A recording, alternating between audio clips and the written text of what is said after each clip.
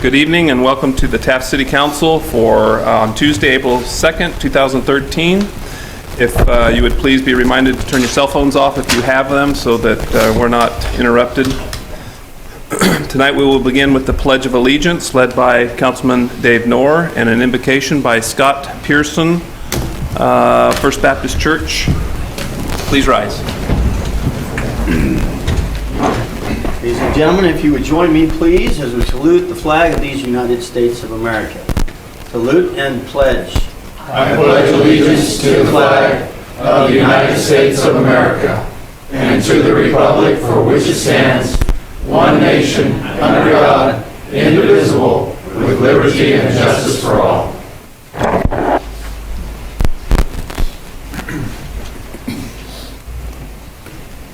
And if you would please bow with me, let's pray.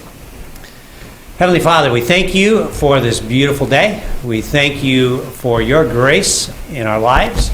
We thank you for your grace in our community. We pray that we would always be aware of your presence, that we would be grateful for the many blessings that we enjoy. Lord, we pray that you would give wisdom to our council, that you would help them in the decisions that have to be made. We pray not only for our city, but for our county, for our state, for our country. We can easily see so many directions that we see that we are headed down the wrong track, spiritually and morally and economically and in so many ways. And Father, we pray for direction for all of our leaders, that they would listen to you, that they would be desirous to follow you and your lead. Thank you, God, again, for the blessings of living in Taft. In Jesus' name we pray. Amen. Amen. Thank you, Scott. Appreciate it.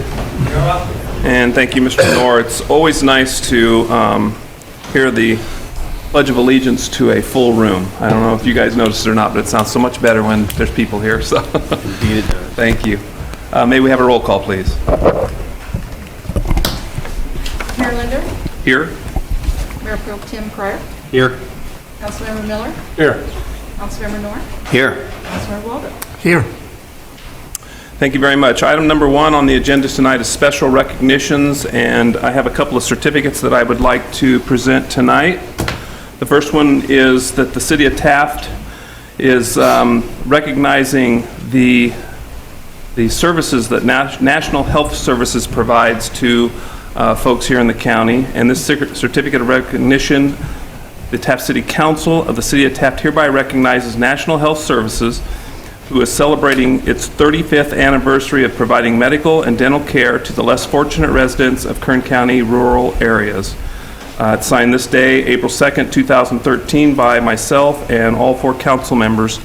And before we present that, I was provided with a little bit of history on National Health Services. They were founded January 9th, 1978 in Buttonwillow, California. They have grown, initially, they've served the Kern County area mostly in Lost Hills, Wasco, Taft, Delano, Shafter, Tehachapi, and Ridgecrest. Now, National Health Services operates 14 medical, 10 dental centers, 5 behavioral health, and 3 pharmacies serving mostly the low-income population, of which 45% are Medi-Cal and 35% are uninsured. 32% are farm workers. National Health Service not only operates health centers in these small towns and needy areas, but employs people from those small towns also. They're truly a part of the communities they serve.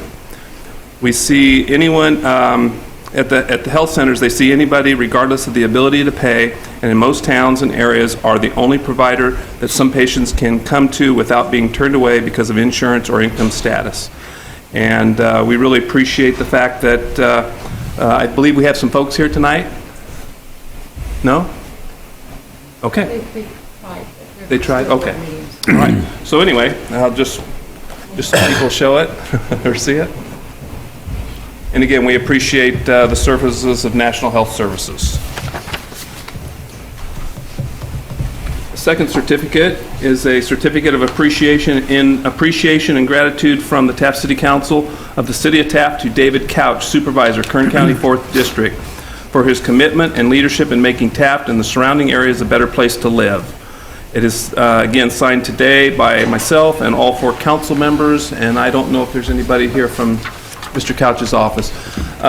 Mr. Couch's office has been very active in the community of late, not specifically Taft, but in the county areas, taking care of some of the blight and terrible living conditions that folks are dealing with in those county areas. And buildings are coming down, and that sounds terrible, but the truth of the matter is I think I'd rather live in a tent than some of those buildings that they're taking down. So good job to Mr. Couch, I appreciate it. Absolutely. 10-4. We'll make sure these certificates get where they need to be, so. Okay, so the next item on the agenda is citizens' request for public comments, and I didn't, I forgot to get that's okay. I bet you Dr. Oren's on there. I hope she is.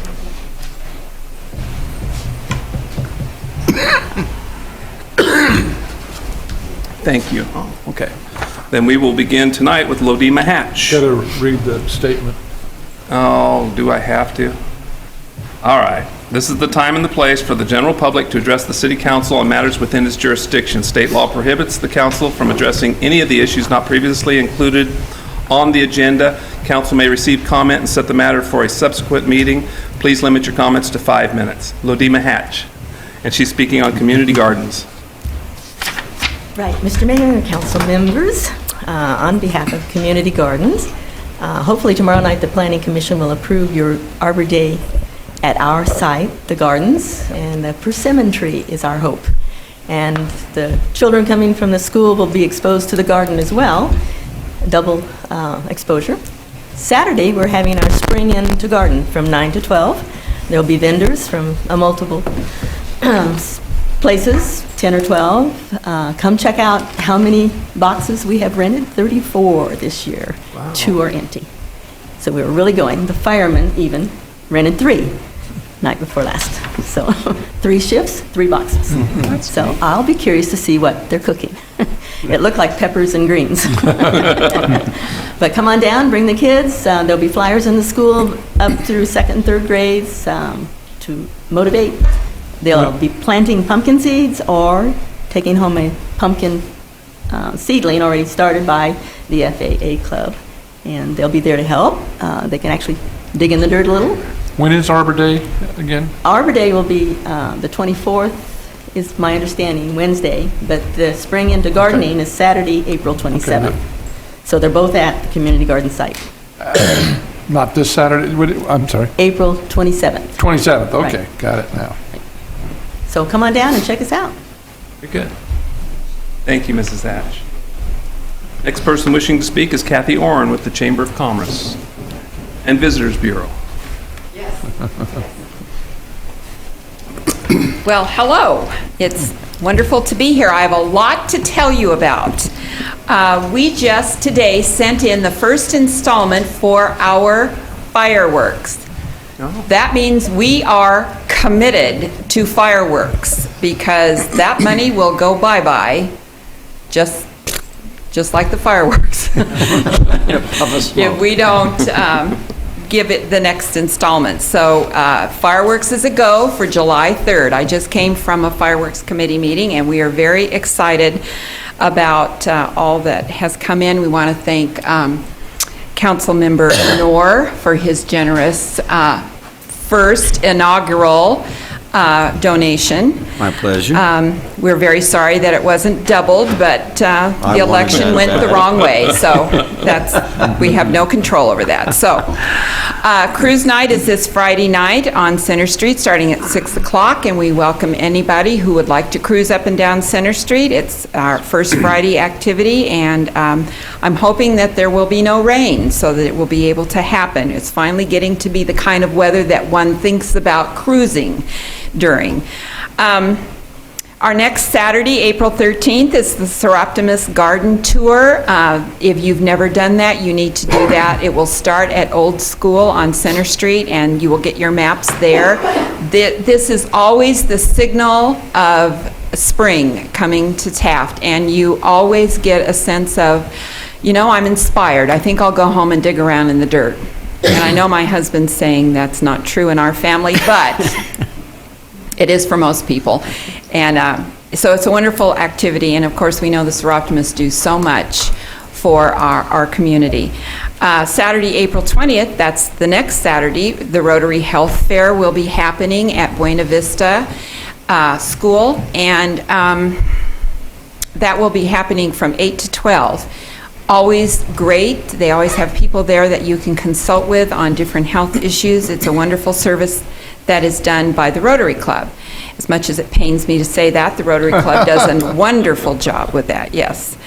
And the following Saturday, April 27th, is the Taft Cleanup, and I'm not going to go through a lot about that because the city is very involved in that, and I think there will be more about that coming up later in this evening. But that evening is the Hall of Fame banquet at the high school, and that's a pretty big deal in our town. So I want to remind people that tickets are available at the chamber if you haven't received your tickets or haven't bought your tickets for the Hall of Fame banquet. Now that takes care of all the Saturdays in April, which is just about how April goes. Thursday, April 25th, at noon at OT Cookhouse is our State of the City. This has become an annual event. We've invited our Mayor Linder, and our city manager, Craig Jones, to be speakers, along with several other people in our community that we felt the community would be interested in hearing from. So it will be a great luncheon. I don't have the price breakdown for it right now, but you will hear from me soon about that. It will be at OT's, noon, on Thursday the 25th, and that is sponsored by the Kiwanis Club, another great service club. Dare I say the best one, but moving on. We are happy to announce that the radio station at the chamber has made noises today. We are so excited. Mark your calendars. We're going to have a grand opening, and it will be announced soon. But our call letters are WQLV.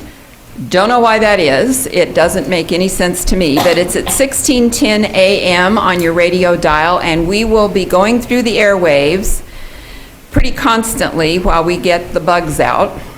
And we are doing preliminary transmissions. Now, everything we're transmitting is very good information for people to know. So if you tune in to 1610 a.m., you're going to get good information. You might not get it in a very polished way, but you'll get great information. And that will be happening. It has happened a bit today. It will be happening tomorrow also, and then continuing. I want to talk to you about entertainment for this weekend, if you're not doing anything, which is hard to imagine in our town. But the rec department, or the Recreation and Parks District, the community theater part of that, is sponsoring a play, a community theater play for this spring, and it's called Alter Egos. And I have a flyer for everybody. Doug, if you could pass that on. This is, if you've ever been in a wedding, planned a wedding, been part of a wedding, you can totally understand what's going on in this wonderful, fun play. And there are several of our folks in town that are going to be in the play, and you'll enjoy it. It's directed by Debbie Potacella. She does a great job, and many people are going to be part of the cast. You'll have a great time. Mrs. Oren, are you going to be in the play? I have a small cameo appearance. It's very small. They're getting less and less excited about my ability to memorize. Well, I'm hoping it's my ability to memorize and not my ability to act. But I do have a very small part there. But it is really fun. And if you went to school with Bill Durkin, you owe it to yourself to see this, because he is awesome. The best man that nobody ever wants to have. So I encourage you to do that. And I just, as my last parting shot, I just want to clear up some confusion. We've had several calls at the chamber distressed over the car show being canceled. The car show in June is not canceled. Car show still happening. Everybody still able to be a vendor. If you've already sent in your application, you're good as gold. Car shows happen. So I think there's some confusion about that. I want to thank you for the chance to talk to you guys. It's always a pleasure, and the Chamber's working very hard to make sure that Taft continues to be a fun place to live. Thanks. Thank you, Kathy. Thank you for your efforts. Next person on the agenda has actually been invited here by city staff and the council, and that's Terry McNally, and he is with the Superior Court Services out of Bakersfield, California. Thank you, Mayor, members of the City Council. The chief has asked me to stay for his report to answer any specific questions that you might have about our plans. So I will do that. So I wanted to just give you a brief overview of what our plans are for our courts as we face these budget restrictions over the next year. As you all probably are well aware, if you read the newspapers or have heard the rumor mill or whatever, the Superior Court is facing fairly significant budget reductions in the upcoming fiscal year. As we looked at those fiscal reductions, we realized that we had to take control of the process and begin to develop a plan to either contract or reduce services, not only in the metropolitan district, but also in all of our regional locations as well. As such, one of the conclusions that we came to was there are certain areas that we just could not continue to afford to operate. One such area, unfortunately, is going to be Taft. What our plans are is to reduce the operating hours for Taft to 1 day per week, and thereby provide some reasonable services for the local residents for their civil and traffic and other similar efforts, while transferring all the I-5 and CHP-generated traffic, as well as the criminal workload, to the Lamont facility. Our plan is to accomplish that by no later than September of this year. I have met with Mr. Jones and the chief late last week. They asked me in our preparation to consider 4 priorities. Those 4 priorities are to manage the impact of this transfer of workload to Lamont, to minimize the impact on the Taft Police Department transport of their officers down to Lamont. Address transportation issues for local residents so that it doesn't exacerbate the FTA problems. Minimize as best as we can the administrative burden for those officers so that they can do more of their work either online or at their offices, and eliminate the need to go to Lamont on a regular basis. And then finally, obviously, is to address the service issues related to the downsizing and the reduction of hours. So I have talked to a wide variety of agencies, the sheriff, the law library, the district attorney, and all of them to a person understand that we're all going through difficult budget times, and those that I've talked to have all agreed to work cooperatively with the courts as well as the city of Taft to see if we can't minimize these impacts.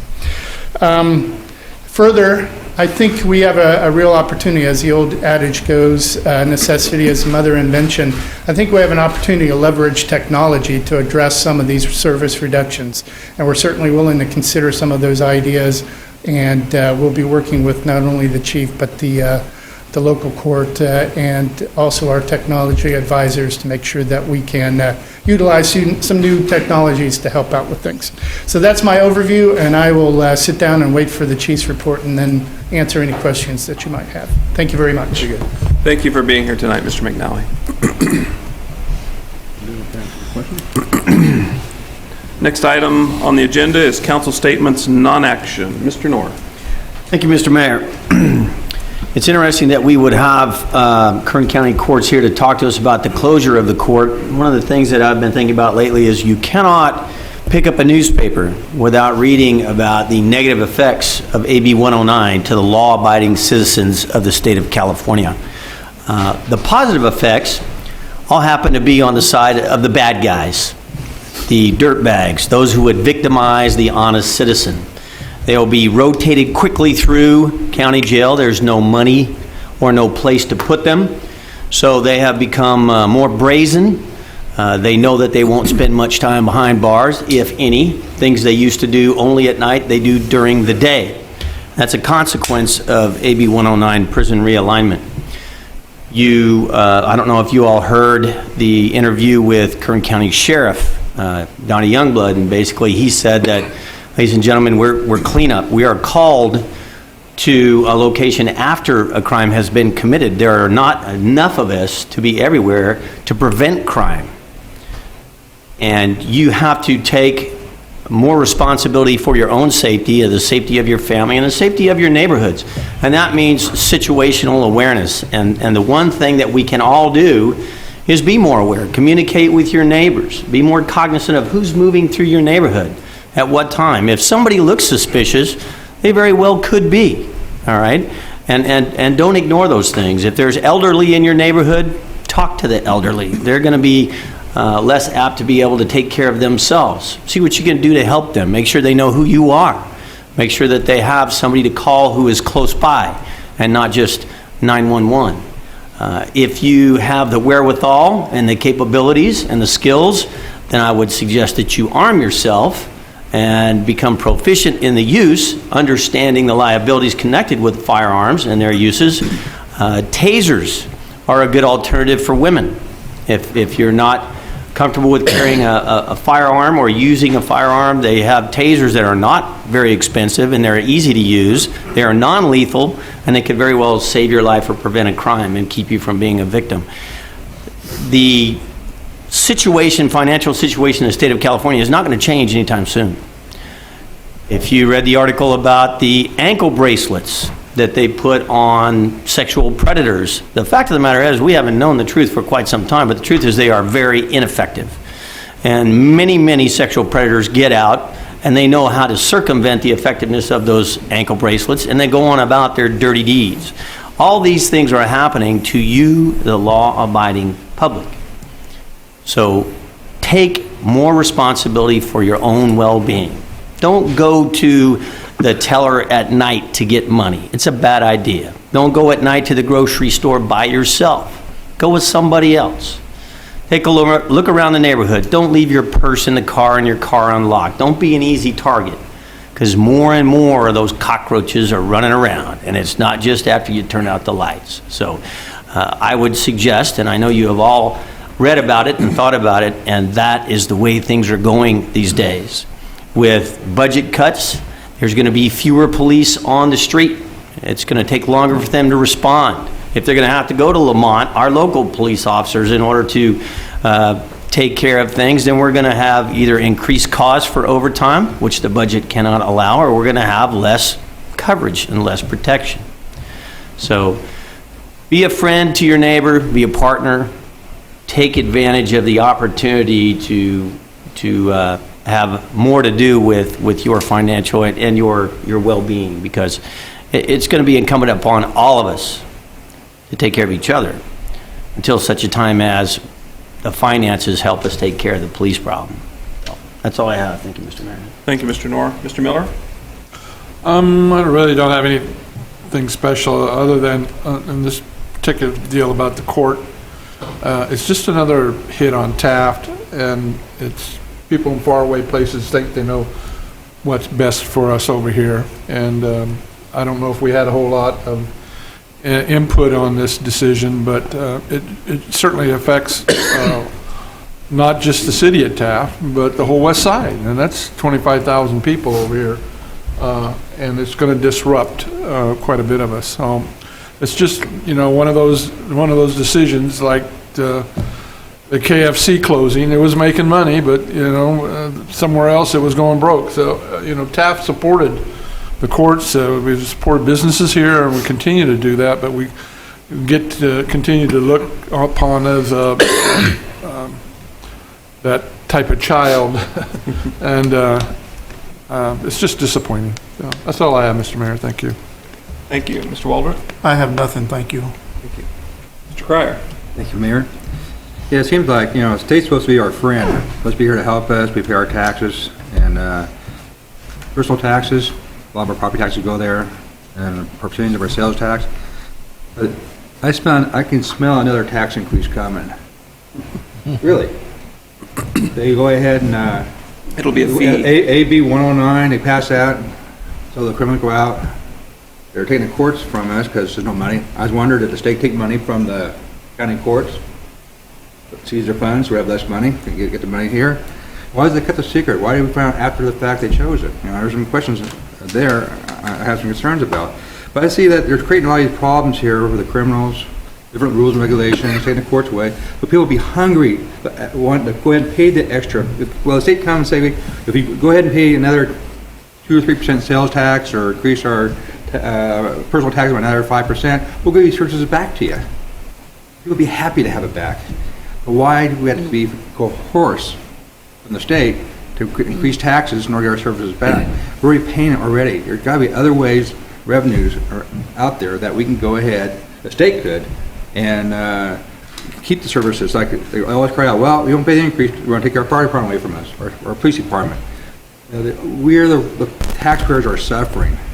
We need to write our legislators, send letters to the governor, explain to us, why are you doing it to us? Why? There's got to be some other reasons. But I'm just concerned. You have the federal government with affordable health care.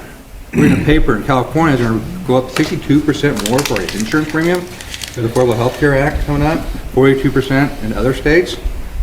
Well, thank God we have a Rotary Club here in Taft, because on Saturday, April 20th, we're going to have a health care here, and it's free. And, go to the government and report on them, on their health care, you got to pay a bunch of money and some. But for everybody who's interested in it, there's no admission. It's from 8 to 12. It'll be at the Buena Vista High School on 900 North 10th Street. And we'll have a lot of medical doctors there, free consultation from the medical specialists. And you're going to have everything from allergists, there's a cardiologist, neurologist, got stomach pains, skin pains, OB/GYN. I guess if you're pregnant, go there, or whatever, all kinds of stuff going on there.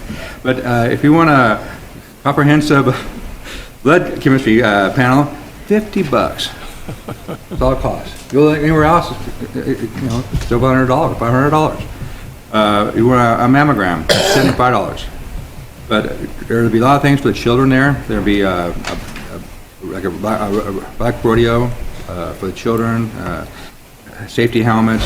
But some of the sponsors are going to be a pharmaceutical exhibit. First Five will be there. United West Laboratories will be there. Kern County Health Department. And Taft Rotary has put it on. And like I say, there's still some things that are free and here to help the people. You just can't depend upon government anymore to help you. They want to, like Ronald Reagan said, we're from the government, we're here to help. Stay away.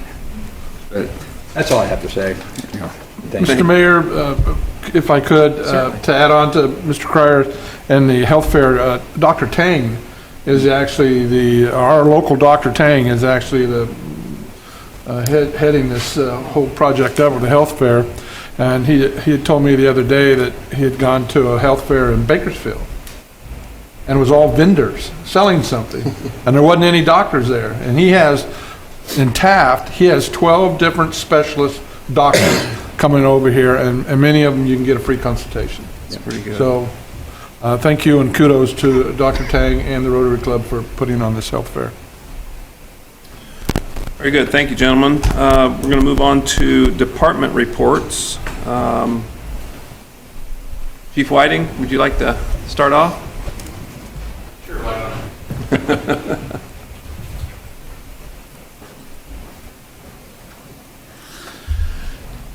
not? Couple things. My wife retired. So I now get to have uninterrupted lunches with her, which I haven't had for 25 years. Wow. When I go home for lunch, so I thought that was pretty interesting. Congratulations. Be an interesting change of pace. But for the department, as you know, the court closure coming in September kind of set us back a little bit. We did not expect it. It kind of came as a shock, but the department itself has been pretty good at adapting and overcoming. We work with what we have. A couple of things I don't know if you do know. Some of you may know this, being fellow Kiwanians. Today we have with us, besides Mr. McNally, we also have Judge Phillips. We also have quite a few members of the Taft Court here today who serve us in that capacity. And they treat us very well in this court. We want for nothing. They do a good job, and they treat the public fairly. And if this does actually come to its final conclusion, that is a shutdown, we will miss them very much.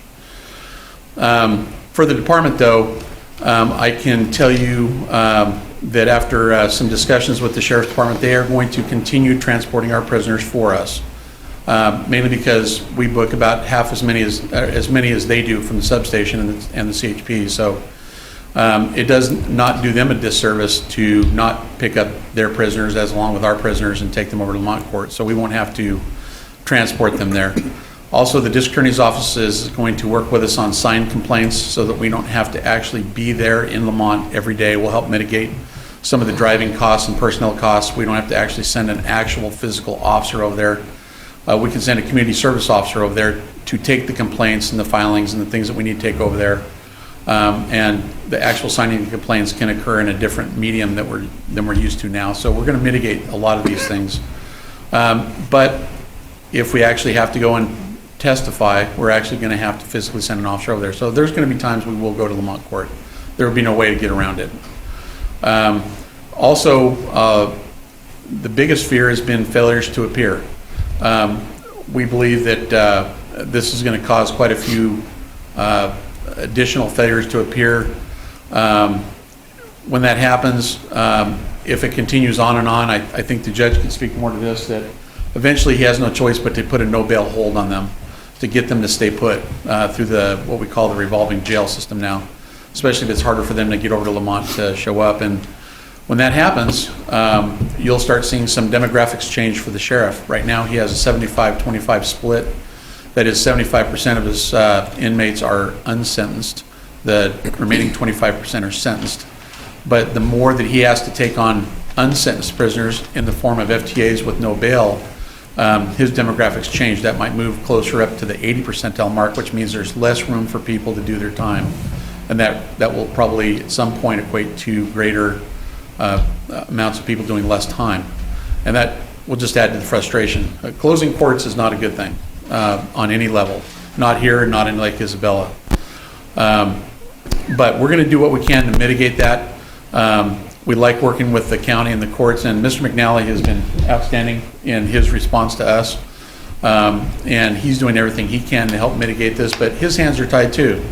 When you have that much of a deficit to overcome, as we know here from the city of Taft, it can be quite painful. And nobody wants to make those cuts, but those cuts are coming. And I think Councilman North said it best, with the state of California, and the hits just keep on coming.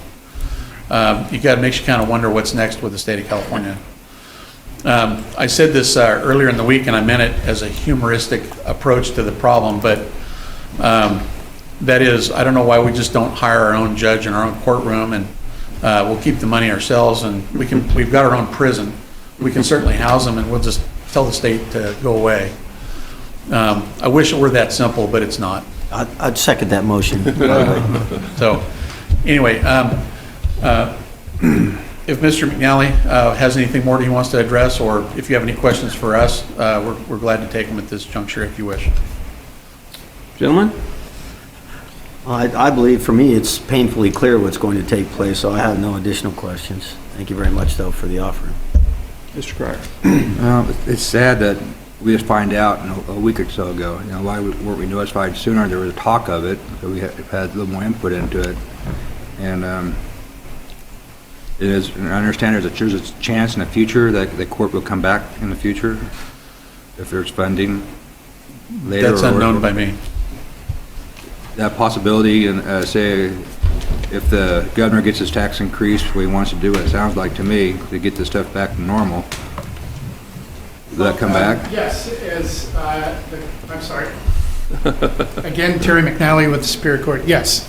The judges have gone on record that if funding does come back to original levels, they're certainly willing to consider either canceling or plans to close courts throughout the county of Kern or adjust our service hours, or in the event that the closures do occur, then they can certainly take a look at them. But I will tell you that the latest tax increase did not have a positive impact on the courts. None of that money that was collected will be going to the courts, and that's primarily why we're in this particular position.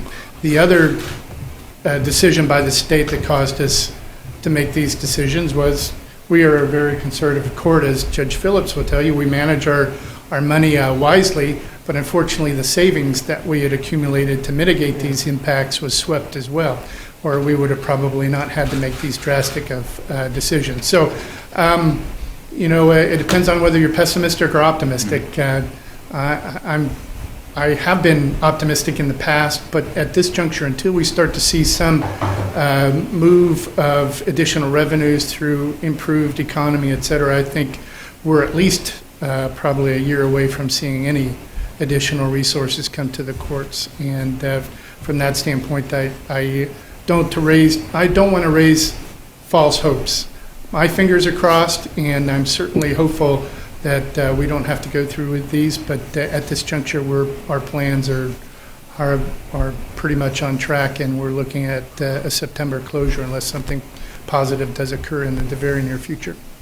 I have a question also. Another question is, I know in the jails at Laredo and stuff, they have court proceedings and they have cameras where the judge be off-site and all that. The other way we do the same thing here, for a police officer can testify here on cameras, send our way to the courts in Lamont.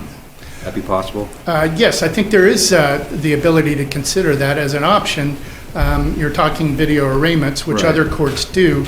There's two factors involved in that. One is that the inmate or the individual that's been charged has the right to personally face their accuser, and from that standpoint, they, instead of having the bologna sandwich and staying in the jail to have that arraignment videoed, they have the right to appear in person at their arraignment. So unless the legislature changes that, if the sheriff is notified by that individual, then we have to transport that person. But I think the second consideration is monetary, and as I've explained to the chief, we do have some one-time money that we can certainly look at.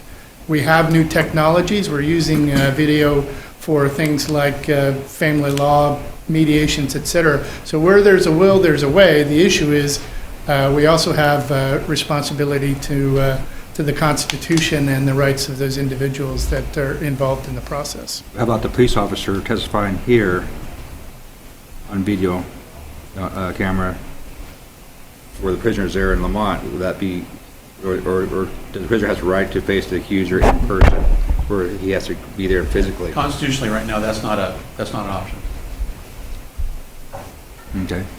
Also, to further add to Mr. McNally's comments, our jail is a Type 1 pre-arraignment facility. We could technically video arraign them, but then they have to leave anyway. And we're not going to be prepared to transport them unless we want to spend a lot more money, which we're not. So realistically, having the sheriff transport them and take care of it after that is a much better way of doing business. I think I may be missing a point, but can a police officer be here? No. Yeah. Not if, unless I would suppose that a defendant could waive his right to face his accuser and do a video conference, but most of them are not going to do that. That is my understanding, yes, sir. So the prisoner could still be in Lamont court, but the officer cannot be here testifying here then. It'd be there physically in Lamont, the officer. I'll certainly look into that and provide a written response, but it's my understanding the Constitution provides that they be able to personally confront their accuser. So if the policeman is involved in that, they have to be able to appear at that hearing. But I'll verify that, get you a legal opinion, and I'll send that I'm back kind of to curious you. because the new technology, like you were saying earlier, we take advantage of it. It's be a big cost savings because whenever an officer's got to leave, it takes a time, just a time away. But then that's one less officer on the street too. That can something happen, God forbid, that with the officer not being here, and if unfortunately may not have somebody to cover for him here in the overtime expense. Right. Another question I have: how about the people who work here in the courts here? You have a position for them in other courts, or? Yes, and that's the most challenging part of this, and probably the most difficult, as you might imagine. And certainly, it is not something that we want to do. But the individuals that are involved with this reduction in services are all represented by unions. We have a contract with the union. We've just completed our meet and confer session with them, and they do have bumping rights, and there are other positions that will be available. It's just a matter of the notification process and beginning that bumping process. The notifications will go out next week, and then they'll be provided some options as to what they can do from that point on. I understand your hands tied. It's just that, it came to a shock to me when I found out, and I had to hear from another person, but just like, I don't like surprises, and it'd be nice that we're known sooner, or months earlier. I imagine, like anything else, you probably were just, or I should say, how long have you known about the closing the courts? Been a while, or? Well, we began to get the information out of the governor's office in January. The more we crunched the numbers, we came to the conclusion early in March that we were facing some fairly significant budget gaps. So our priority was, one, to tell the judges, obviously, about the issues, and then my second priority was to communicate the issues to the staff. I must admit, I had a very, very good communication plan that was undermined by social media. So I've learned a lesson here. There's just no such thing as a secret, and I'm doing my best to catch up with the notification as quickly as possible. So that's my fault. I understand that I have to compress my communication plans in the future, but we'll keep you apprised of any and all decisions from this point forward. And I'm sure the chief will also give you updates on a regular basis as we address those 4 priorities. It's really sad, though, like you said earlier, that you try to be conservative, fiscal conservative, and save money away, and the state came and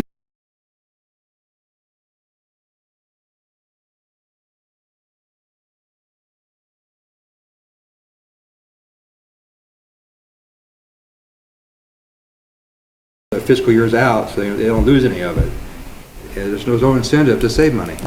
It does indeed. I concur with you. It changes the perspective of a manager like myself. Originally, we were always trying to save money where we can to mitigate the potential for staff reductions, or just save for things like new technology. Now, unfortunately, you start to adopt that civil service mentality where you're basically either spend it or lose it, and that's not a healthy way of doing things. I agree with you on that.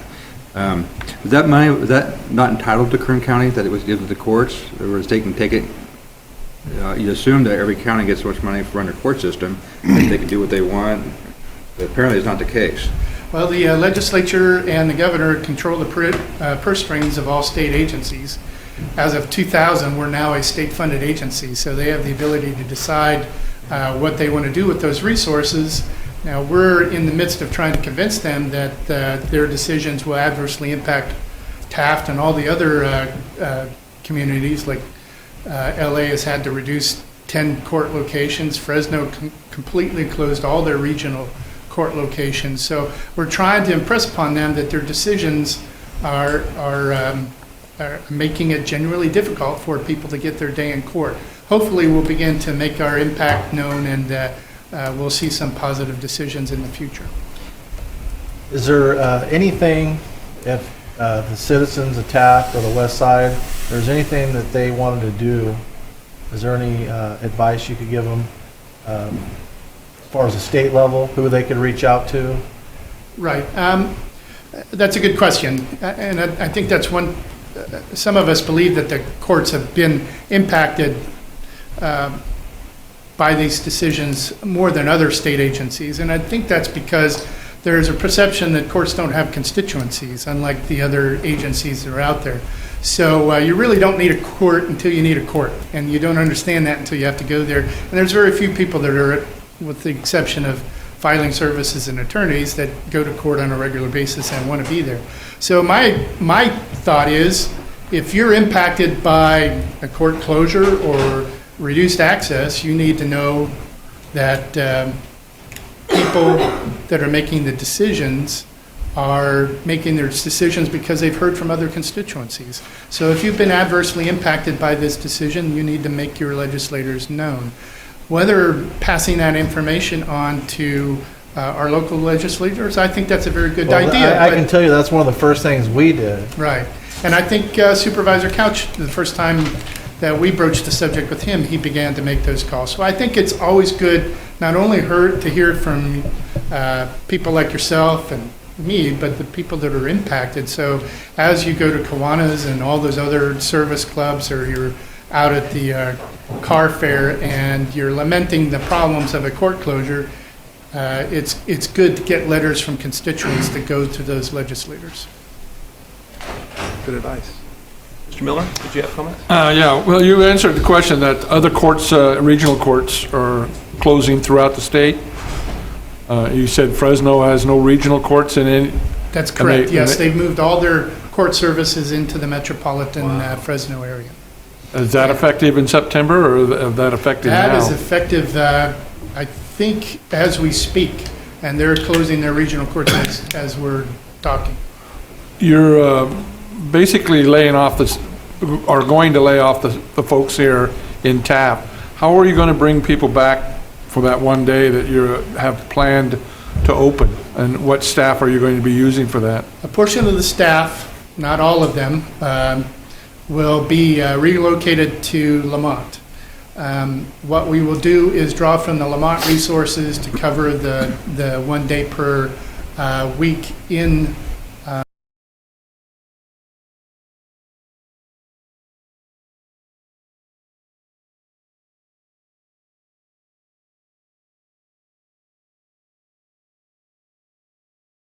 being open on Thursdays in Taft.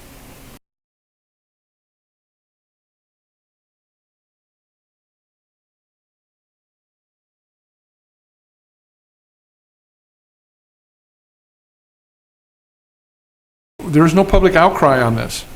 If schools are set to close or something, I mean, teachers' unions and all the custodian, everybody's screaming high heaven about that, but we have no advocates. I know you're limited to what you can do, but it seems like that the unions that represent these court people should be much better organized and more vocal, and get out and garner support from council people and supervisors and those kind of folks, because this is a terrible.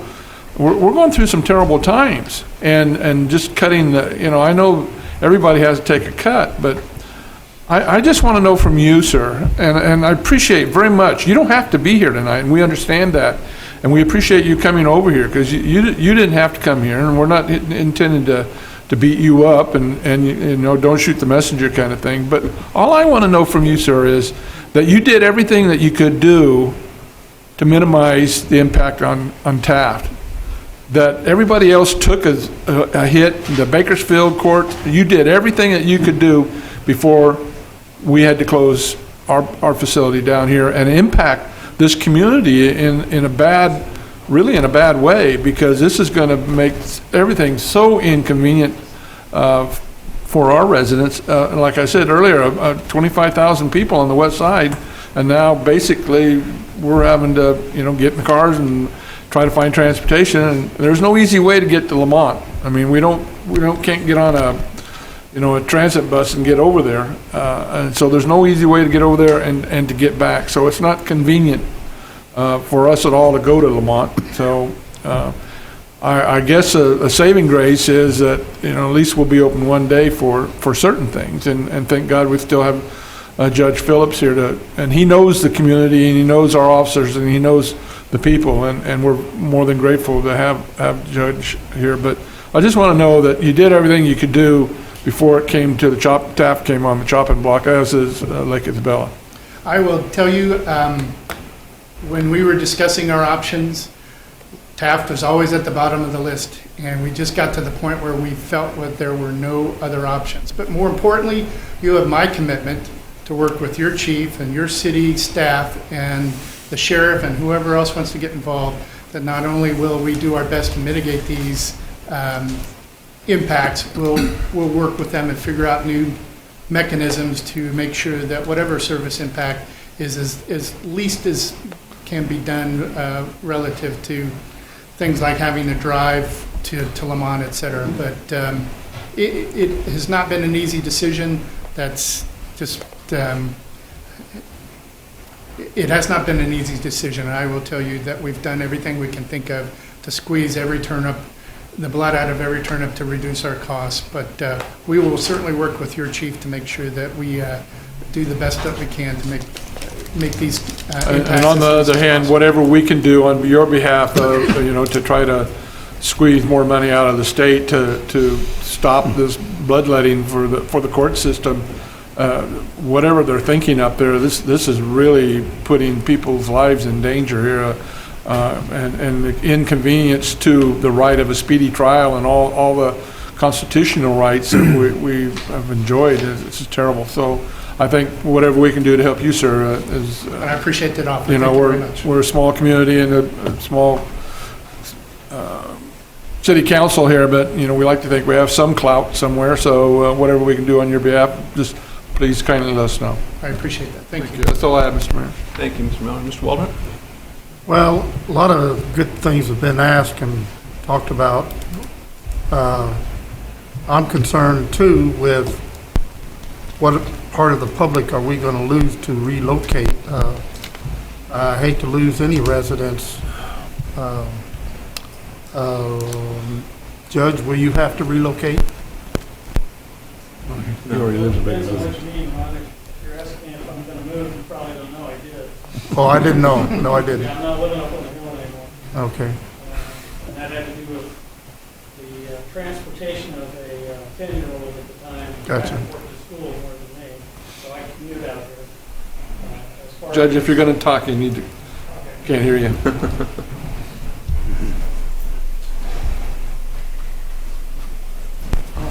First, let me explain, I'm not here as a representative of the court. I'm not permitted to speak as a representative of the court.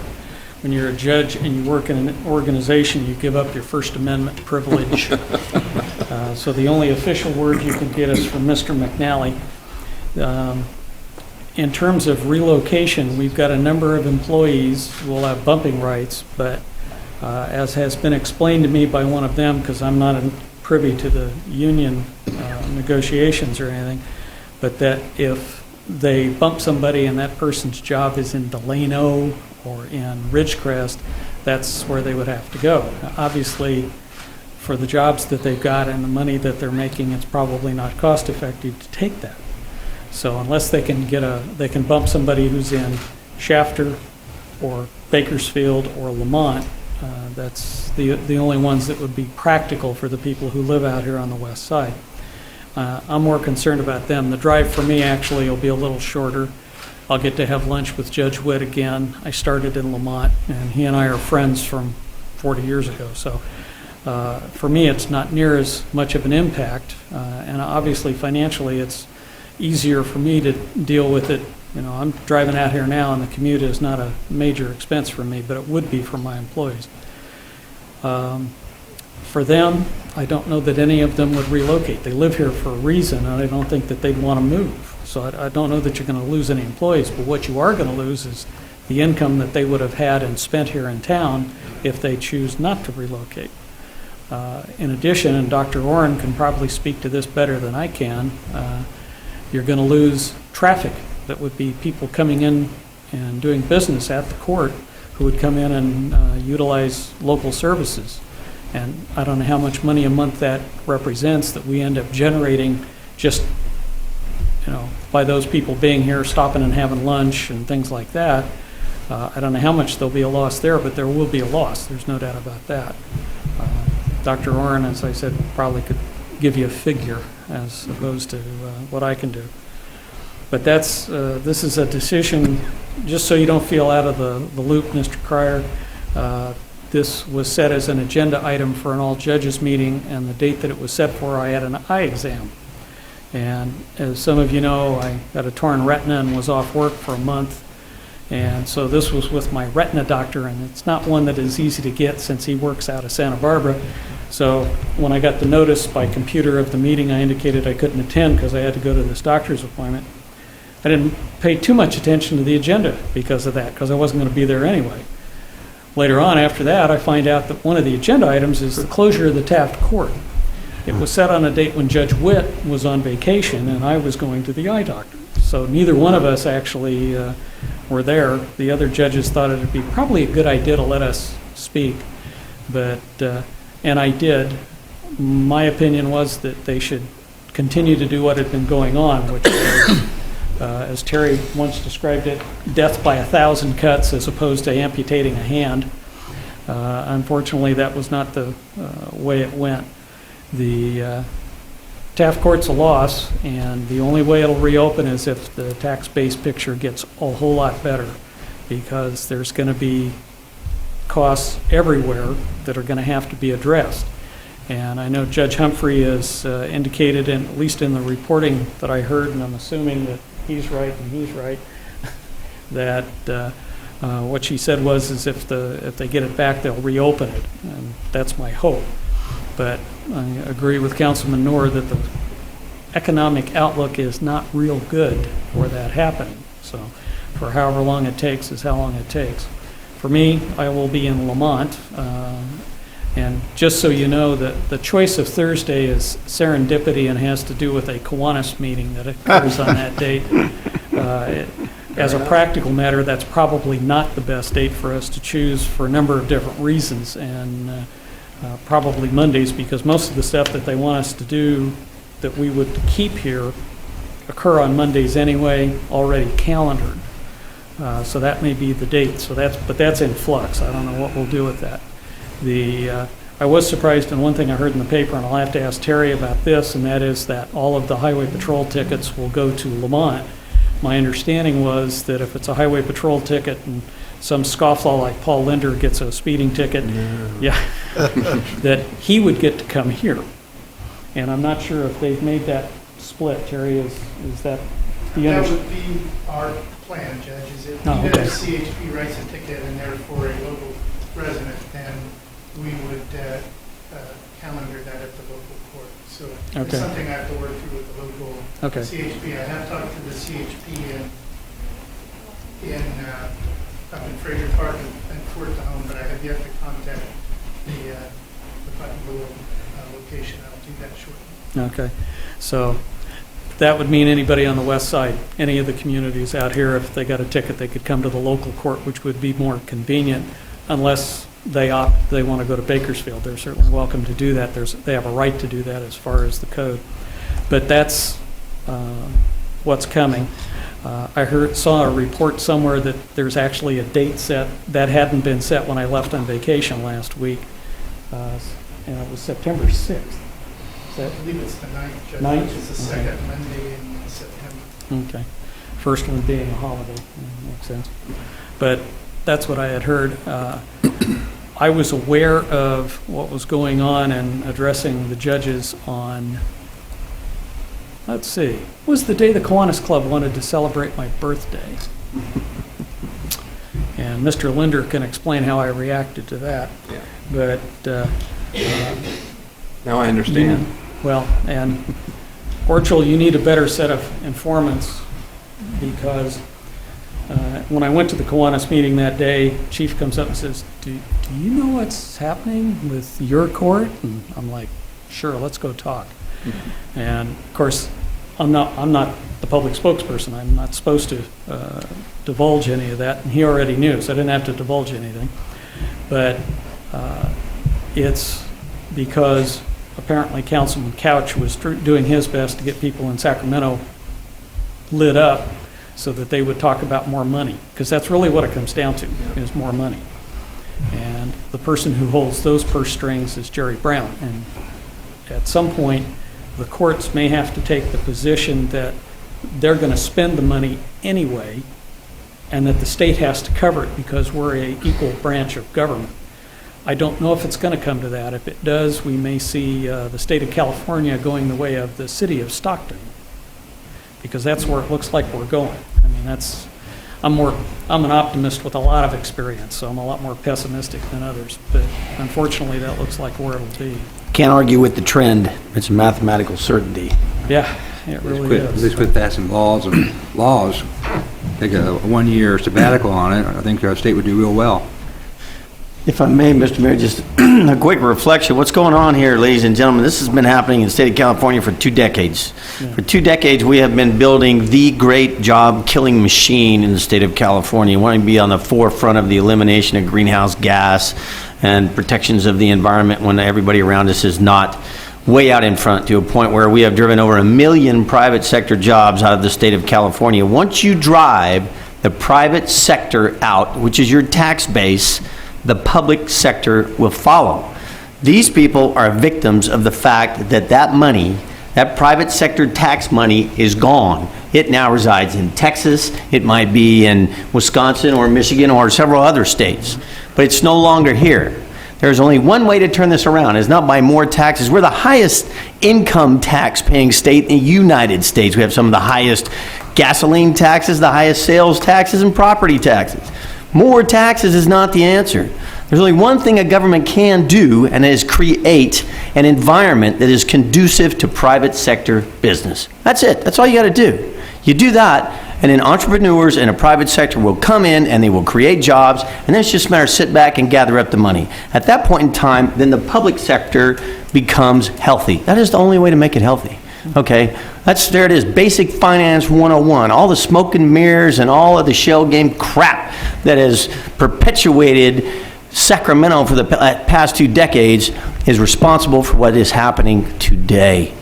Law-abiding citizens are being victimized on the streets when they shouldn't be. Hardworking people are losing their jobs, whether it be in the private sector or the public sector, and we are all victims of, here's the irony, the people who are elected to represent us. There's the irony.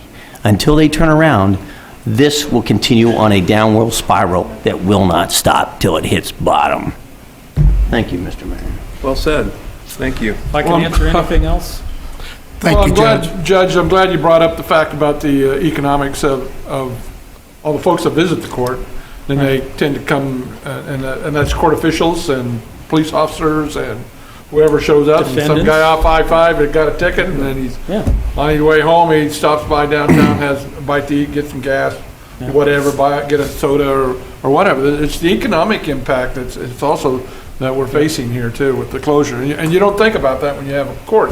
Obviously, if you find somebody, there's some court fees, but for locally, that we're missing out. We're going to miss out on a whole lot of sales tax, and that's unfortunate for us. And let me tell you about court fees. So that the old joke about he's writing tickets so that they can make more money.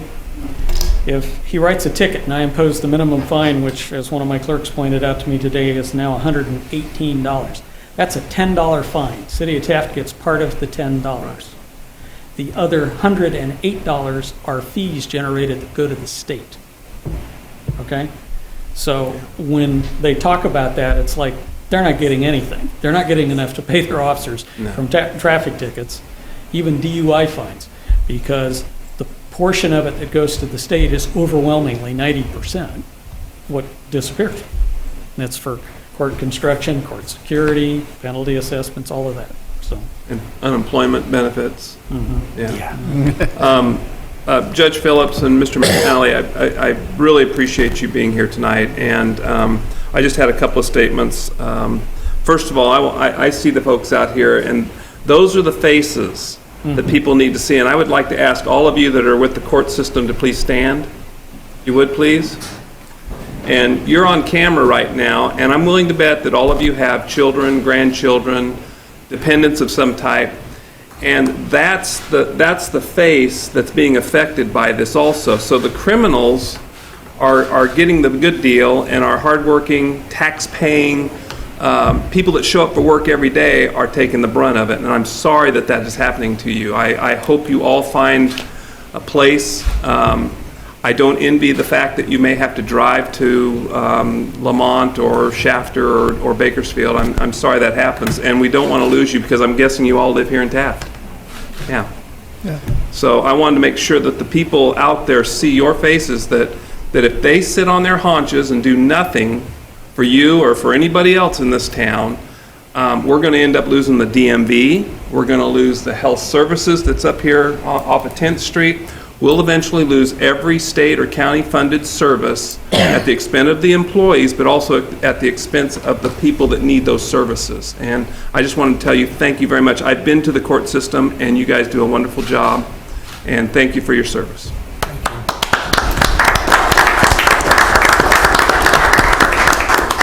We don't want to know why you were at court, though. We don't need to know that. Judge Roy spilled the beans on it. Thank your parole agent also, Mr. Mayor. And Judge Phillips, you've been in this community for many years, and I know you fought to get into this court, and in some cases, a lot of the people that voted also voted to put you in to your position, and so you have the support of the community, and if we get you 1 day a week, you know, that's I guess that's good for us, but it's not as good as having you here 5 days a week, and I just appreciate what you've done for us too, so. You're welcome. I'd just like to add, I've known Craig now in an official capacity, probably more than 20 years, isn't it? At least, probably longer, before he was a judge. 30 years. Yeah, probably closer to 30, I guess, but, and I gotta tell you, the court really does shut down. We are really gonna miss a good man and a good judge on the west side here, and Craig knows he's welcome at our campfire anytime. And we'll keep the seat dusted off for him when he comes back. Can I talk to you about high-capacity magazines now? I'll second that motion, too. Thank you for being here tonight. We really appreciate it. 30 rounds standard capacity magazine, by the way, not what they're telling me. Were there any other department reports? Mr. Boyer?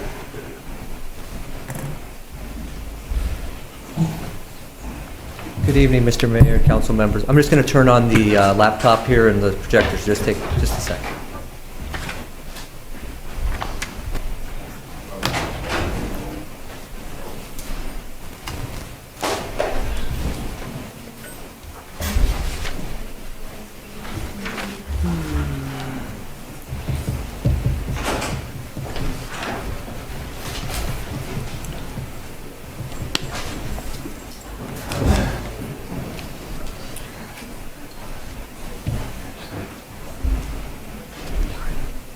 Want to take a quick break?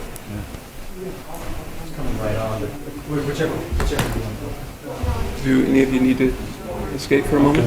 He's up now. Fine. Okay, all right. Just killing time. Yeah.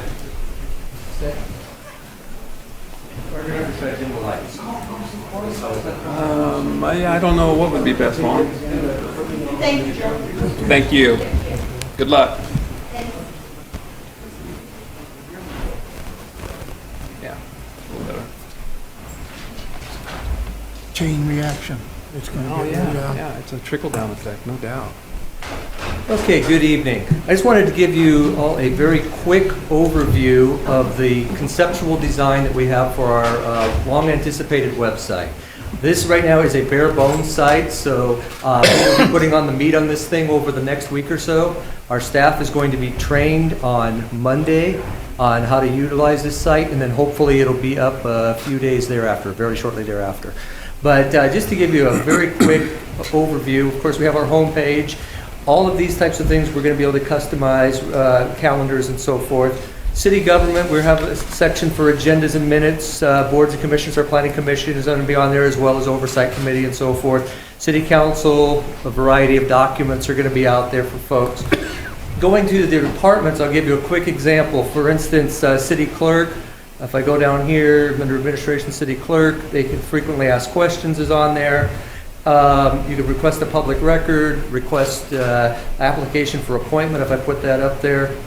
Real quick, there's a form, somebody can just, hey, I want to be, how do I get an appointment to a planning commission or city council or anything like that? They can click right on the form, it's going to come right up. Looks like we have a little bit of a storage delay in this right now, but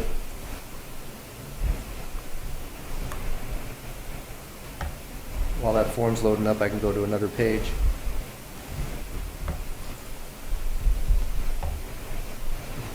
Technology, you You gotta know it's love going it. to mess up when you're on Well, TV. sure. Absolutely. Sure. There we go. Anyway, they can just fill the papers and submit it right online, those types of things we're going to have out there. The other features of the site, of course, gives us overview that each department is going to have their overview of the duties and responsibilities of them. Frequently asked questions for each site, such as the building department there. Frequently asked questions, how do I arrange for inspection? How do I get a permit? They click on that, tells them, they can link right to wherever it is. Direct hypertext links through the phone for mobile friendly. If I click right there, that would just dial my thing if I had my phone or whatever, go right through the site. Also obtain direct links right to the third-party websites as well. If I go, like, for instance, Taft Area Transit or Public Works here, Public Works, for example. Gives the contacts, gives refuse and recycling over on the side, the sewer, the streets, Veterans Park. Refuse and recycling, click on that, and it goes right over to Taft Landfill, wherever you might want to go. The Kern County Recycling Programs, just to give you a quick overview. And there they are, right to that site that you can get all the information you need to, view their maps, plan routes, and so forth. In addition on this, we're going to have various maps of the city for the planning department, the zoning. We're going to have the street sweeper maps, route schedules, things like that on there for folks. Residents, calendar of events, click for email notifications. They can report a concern. If I click on this button, report a concern, all they have to do, they can put their name and their email. They can choose to leave their address and phone blank if they want. And for instance, if it's an area of concern, they want to concern about an abandoned vehicle or litter, overhanging potholes, street repairs needed, weeds, whatever their water leaking, whatever their issue is, they just click on that, type what it is, hit submit, send, and it automatically defaults right to the right appropriate agency here, whoever the department would be. So there's quite a few nice features that we're going to have here. Taft Area Transit, give you a quick example. Here's the new routes, tells what time they run, general fares, depending on what type of a rider you are. And there's also going to be maps directly on here regarding maps, stops, pickup times, so forth. We also have some reports directly from the residents, such as who to call for your electricity or natural gas, water, and those types of things, again, are linked directly to those third-party provider sites for folks. The visitors, Taft Chamber of Commerce, Taft Historical Fort, businesses, of course, Taft Enterprise Zone, Taft Chamber of Commerce, links right directly through. So again, this is a bare bones. It's going to give you a concept. There's going to be a lot more, like I said, meat on this site here in the next week and a half to 2 weeks, and we should be up and running. So just wanted to give everybody a quick overview and see if you had any questions or concerns. We'll also have council video in there. There will be council video, both future as well as historical videos are going to be embedded into the site for on-demand, as well as, of course, minutes and agendas. We will also have the streaming video on demand, as well as historical data. And basically, we can have unlimited, as many as we want to put, the site will allow us. It'll be personal device friendly too. Well, of course. So, yeah, gotta be I have that. a question on that, public concerns, or at the, or hall they have them from the public. Would we as council members have access to it and see, get the pulse of the community what they're addressing, like weed control or roads or alleys, whatever? It would go to the department heads that were in charge of whatever that complaint was. That's what I'd be interested to get a copy of that monthly or something, or weekly, or whatever. Just get an idea what the general public concerns are, so we as a council can maybe address it and see where we need to spend the money or save towards, whatever, in the future. one of the nice features of this site will enable us to track that stuff and provide summary reports if that's asked for by the council as well as each one of the complaints. You know, Mr. Boyer, the one thing I might comment is that on the on the reporting forms. Yes. Maybe there could be a caveat somewhere on there that states that, that the report is confidential. Because a lot of people, you know, they're going to be required to put their name on it, which I think is really good. But if they know that it's going to be confidential, city staff confidential, then they're more apt to do that reporting. Because people just don't like their names thrown out there. So I think if you could do some sort of a caveat on there, it gives them that level of comfort that I can report my neighbor's weeds, but they're not going to run up there and say, hey, John Doe right there said your weeds are bad. So, well, good point. We'll take and we'll make sure those types of discussions. Looks really good, though. I look forward to it. Any other questions? I like the header. I was asked to come down and be part of the community, and you added a pumping unit. I noticed. we did. Good. That looks very good. And the one thing I didn't want was a derrick with oil squirting out the top. That looked perfect. You've gotten over that, have you? That's we're beyond that. So that looked very attractive. Thank you. Should have had the state of California on legs running away. Thank you, Mr. Boyer. We appreciate it. Are there any other department reports? we'll, Chief, can we get the lights?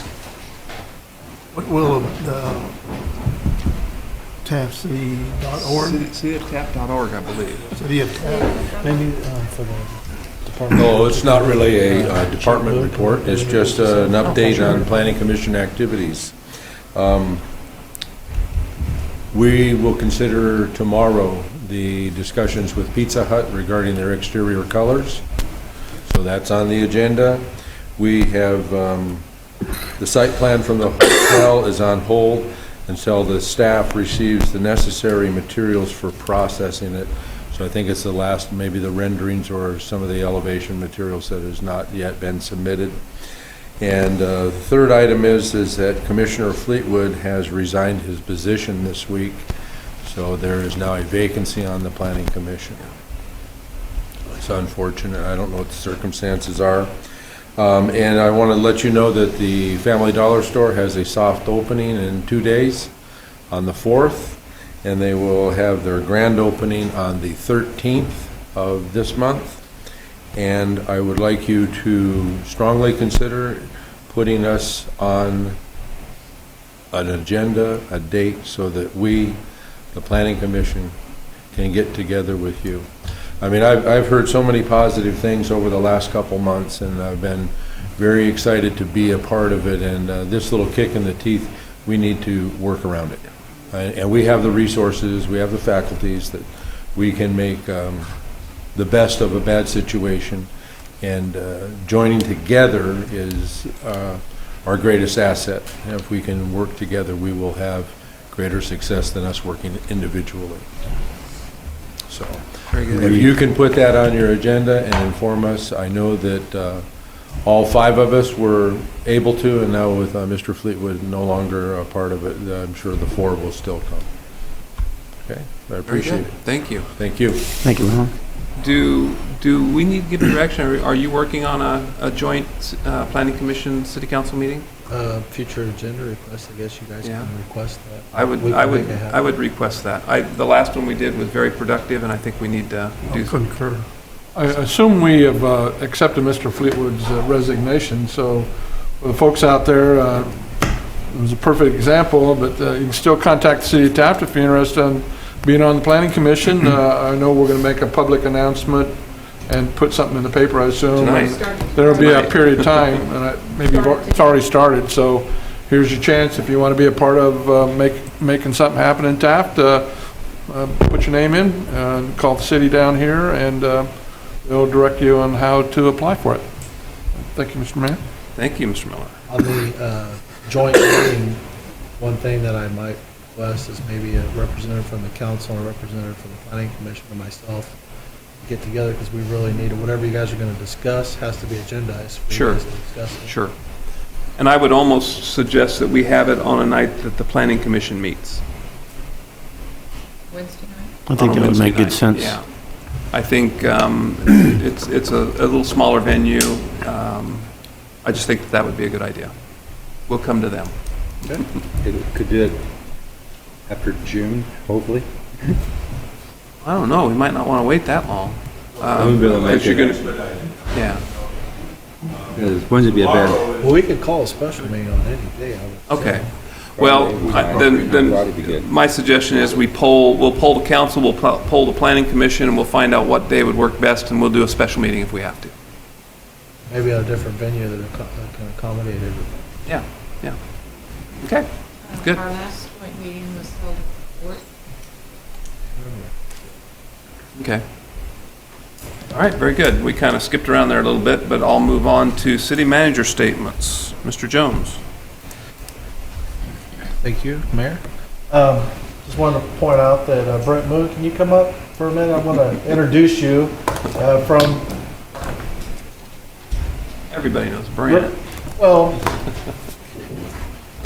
it's kind of one of our departments, fire department, so.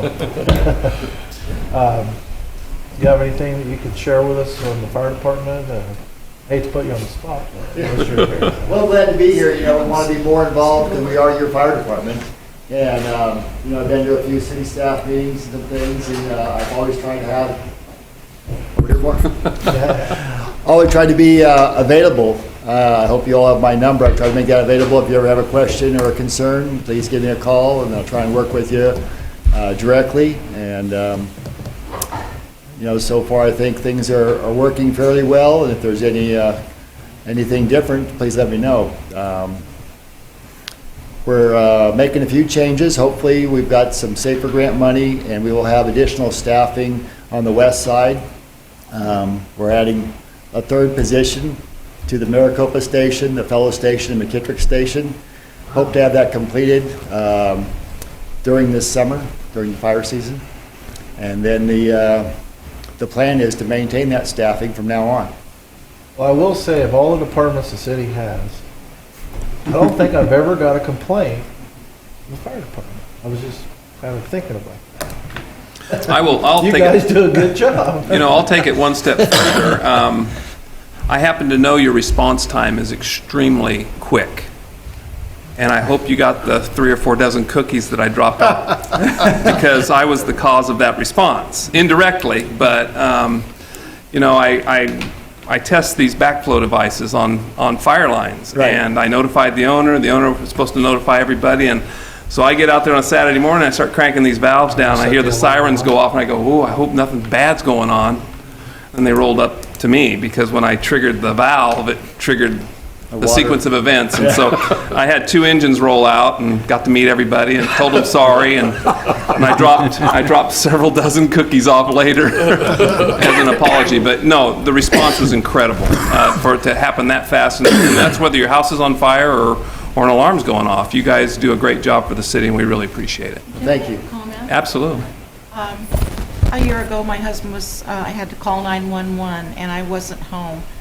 And the fire department came immediately, probably within 90 seconds or so. It took Hall Ambulance almost an hour to arrive, and the fire department stayed with my husband that entire time until the ambulance arrived. So, and thank you.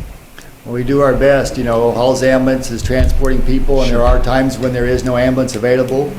And the benefit with good weather is we use the air ambulance whenever we can and try and expedite that golden hour being met every opportunity we have. And a lot of the reason that you probably don't get a lot of complaints about the fire department, one of the number one problems we have is weed complaints and those other things that go on. And the city takes care of most of those things in here. So we kind of are protected in that regard. Our relationship is good in that regard. So thank you. Well, we appreciate the partnership. We really, truly do. Thank you for being here tonight, too. I understand there's going to be, whenever possible, a member of the fire department's going to attend council meetings. And we're going to make an effort to be here every meeting, and I've offered to be at the staff meetings also. Great. I think that's another way to do some productive work and working together. And one other thing, just on a side note, is in about 2 weeks, I believe Captain Hyman and myself will be going to a fireworks training class, so we can participate in this coming year's fireworks display and offer the standby for no cost to the city or to the chamber. Oh, I thought maybe you were going to light them off. No? Well, if you can. No, we'll make sure it happens right. Well, thank you again for being here. Thanks, Chief. Mr. Jones, did you have anything else? Yeah, just Kathy mentioned it. The City of Taft and the Kern County Supervisor's Office, Chamber of Commerce, West Side Waste Management, Kern County Waste Management is sponsoring a Greater Taft Cleanup Day, and that will be on April 27th, which is a Saturday at 8 a.m. The volunteers will be asked to meet here at Veterans Park. We had a tour with the Greater Taft Economic Development Authority, the Supervisor's Office, and myself, and we kind of focused on some of the forgotten gateways that people enter our community that are a little bit unsightly. And we had a meeting last week, and we decided that we would focus on the entire stretch of Wood Street from Highway 33 all the way up to 10th Street as our project area for this community cleanup. We're going to notify the property owners that if they have any bulky items to get rid of, basically they can just gather it up and throw it out towards the front of the street, and hopefully they'll help us. But we are going to try to get that area cleaned up, get rid of some weeds and trash, and clean up some empty lots, some junk vehicles, and just try to clean up that stretch of road. The volunteers will be fed at, I believe, here at the Veterans Park around noon, so they'll get a lunch.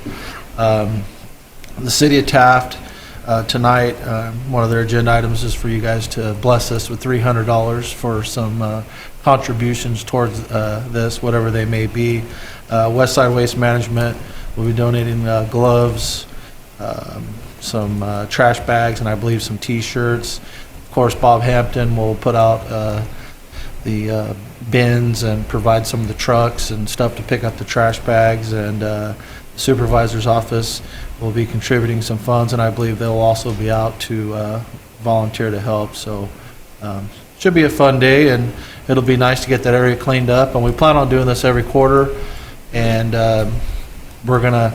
this one we kind of had to pick on our own, but maybe we can get some public input on some target areas for future cleanups, and everybody can come out and volunteer. So we'll have a ad in the local newspapers, deal with that. I also recently visited the Kern County Raceway Park, and I understand, unless things have changed, April 20th will be their first race out at the NASCAR track. That place is unbelievable. They even have a brand new car if someone decides that they have enough money and they want to start their own race team. You can just go out and buy one. I didn't ask what the price tag was, but don't ask if you can't afford it. Yeah, exactly. I looked at it, and they also showed me the kids' cars. I don't know what they call them, but those things are real neat, and I guess they're excess of 100 miles an hour capability. So kind of neat. It'll be something, a change of venue for us locally. We'll have somewhere to go, and there'll probably be some concerts and things like that we can look forward to. Also, just want to point out on 10th Street, if everyone could pay attention, slow for the cone zone. Don't run nobody over. Please slow down, and be prepared to stop at the new stop sign that they will be installing at San Emilio and 10th. I know it's tough when you lived here your whole life to get used to new stop signs. It's tough for me. But there will be a warning board there warning drivers that there's a new stop sign. And I don't know how many days, or if any days, the PD will give warnings. So just be careful, because I know those running stop sign tickets are very costly. And I just wanted to point out, I thank Mr. McNally and Judge Phillips for being here. And of course, my condolences go out to all the employees that will be affected by the closure of the Taft Courthouse. That was one of the first things when we met with Mr. McNally that he pointed out, and I think he was genuine when he said the hardest thing he had to do was inform these employees, because I could see it in his face. It hurt him, and out of all the bad things he has to do, that was one of the things that stood out as a hard one for him. So I can appreciate that. He looked genuine, and it's a tough situation. So just my condolences go out, and that's all I have. Thanks, Mayor. Thank you, Mr. Jones. Item 7 is future agenda requests. We've already discussed one. Are there any others, gentlemen? Yes. Lawyer? City attorney? Nothing. Oh, I'm sorry. No, in fact, I had a note here. I apologize.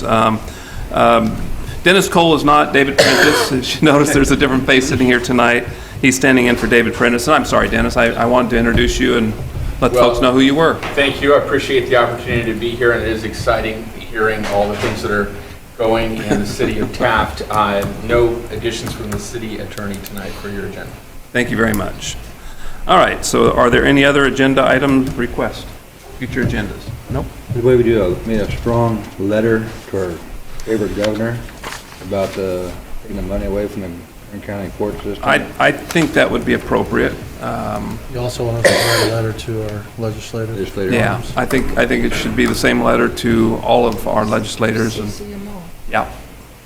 So I know you guys are very capable. Concur with that. Thank you, that's a great idea. Thank you. We're getting good at nasty letters to the state, or you're Yeah. trying to say something? No, I think you're getting good at wording them very well to get your point across, so.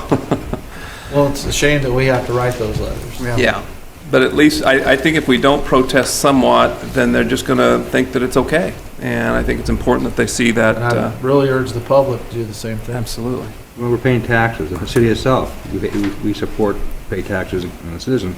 We have to do something to respond to the problems that the state's creating.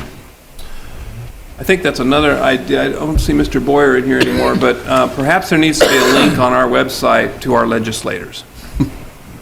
You know, including the governor. I think that would be extremely important, and you know, we're on there, they can contact us, but I think our legislators need to be on there also, so.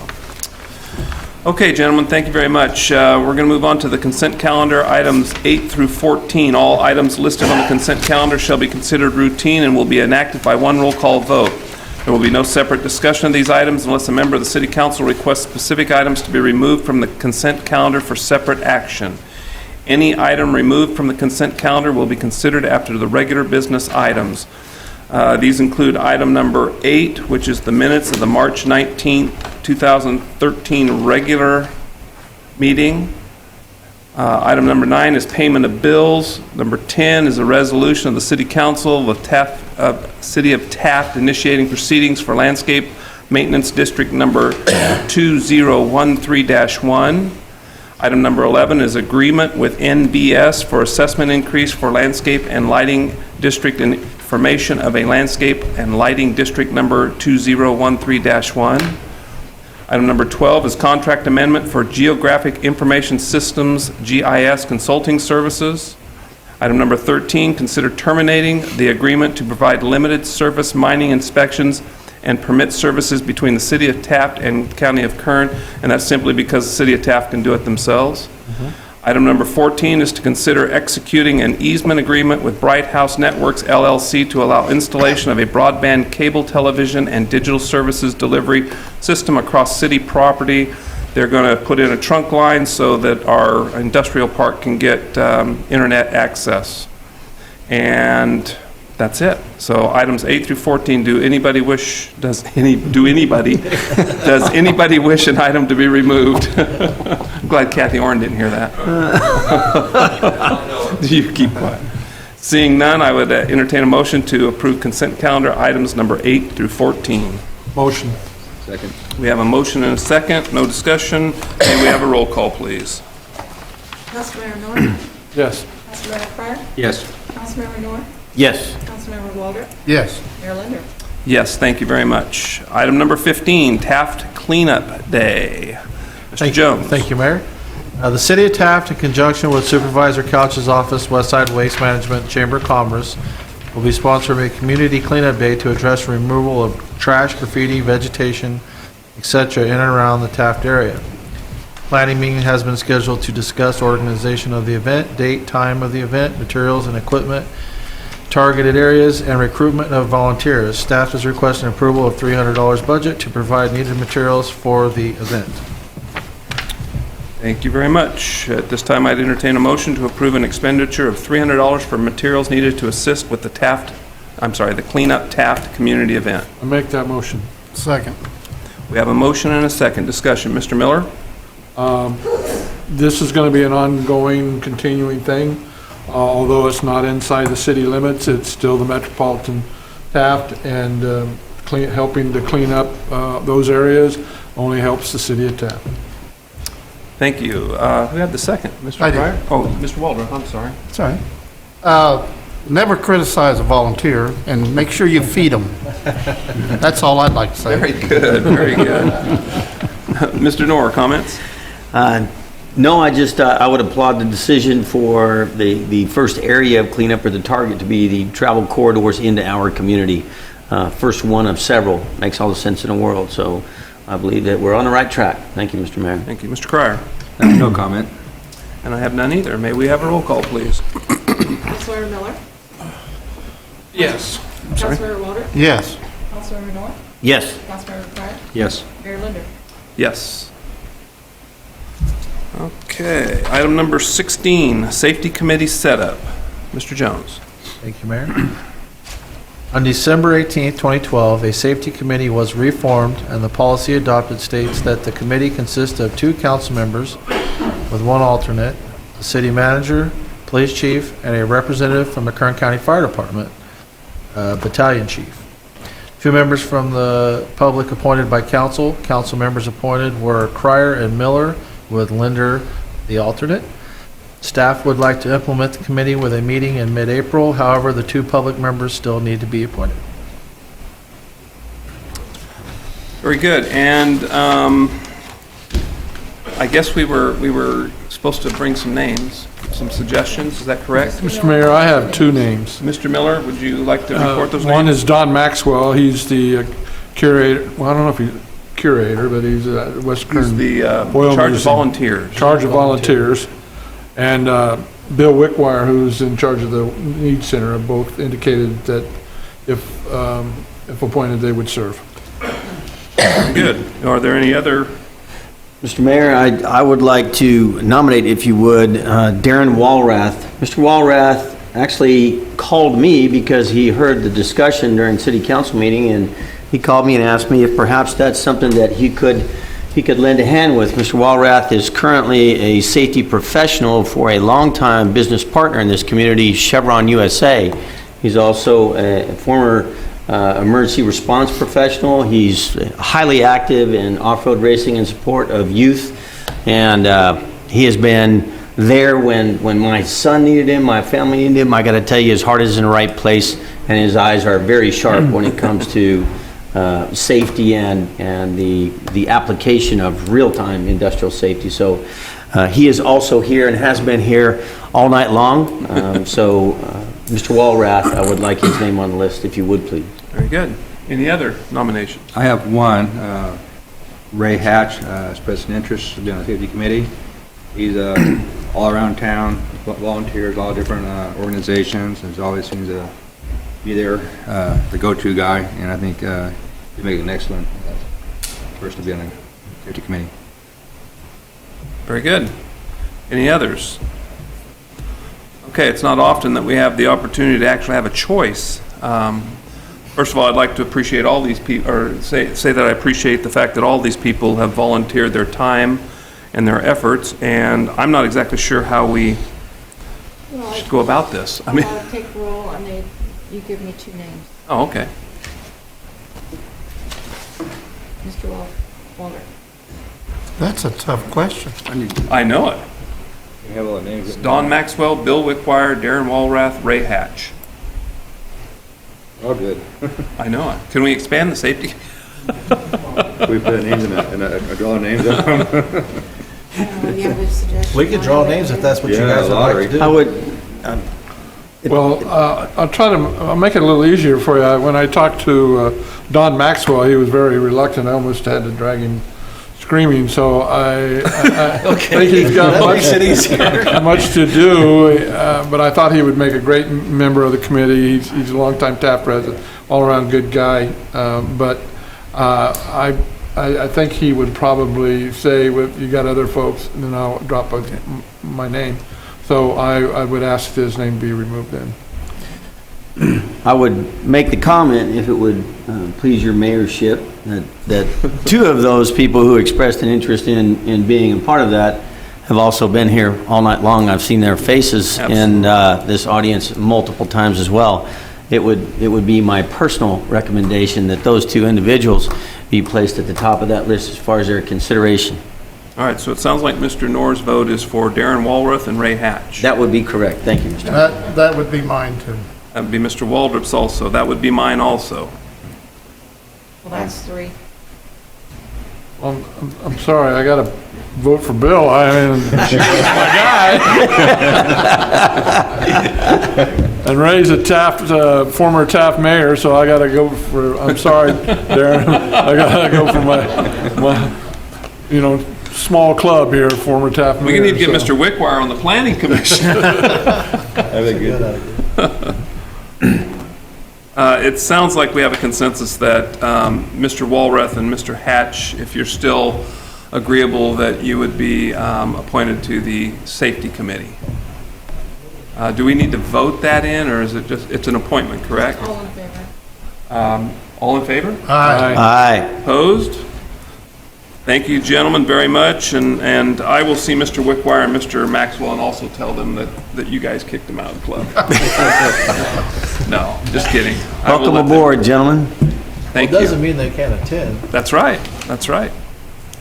That's Be right. an alternate, or- Yeah, we got one on the alternate, yeah. We could do that. Well, we have a section for public statements. I mean, Well, then I would, before we close this up, then I would recommend that Mr. Wickwire be contacted as an alternate.